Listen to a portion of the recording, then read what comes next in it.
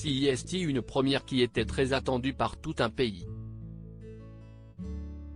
Hier soir, l'équipe de France a fait son entrée dans cette Coupe du Monde au Qatar et en tant que tenant du titre, les Bleus étaient forcément attendus au tournant.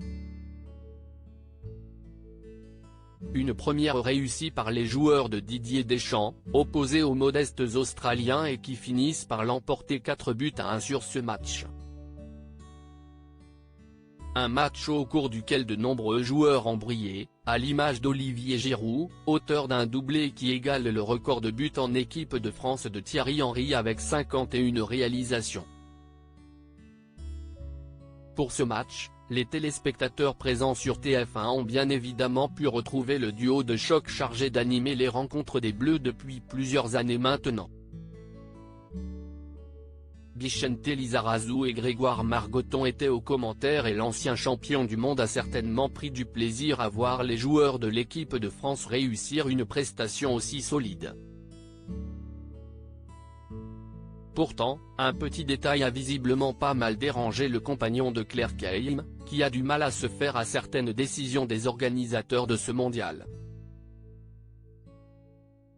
Même si le Qatar est en pleine période hivernale actuellement, il ne reste pas moins qu'il fait souvent chaud dans ce petit pays situé au Moyen-Orient et tous les stades de cette Coupe du Monde sont climatisés afin de rendre les conditions supportables pour les joueurs comme pour les supporters. Vicente Lizarazu gelé, il pousse un coup de gueule hier soir, les organisateurs avaient peut-être poussé le bouton de la climatisation un peu fort au goût de Vicente Lizarazu, si l'on en croit ses commentaires pendant la rencontre. À un moment, Grégoire Margoton donne des précisions sur les conditions météorologiques pour la soirée. 24 degrés sans climatisation, elle a été éteinte 2 heures avant la partie, informe-t-il, avant que l'ancien footballeur de 52 ans ne l'interrompe pour donner son avis.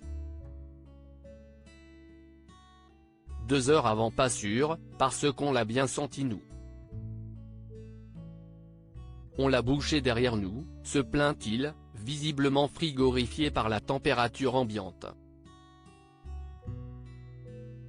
Un petit problème de climatisation qui n'a visiblement pas empêché les Bleus de dominer l'Australie et de repartir avec une belle victoire.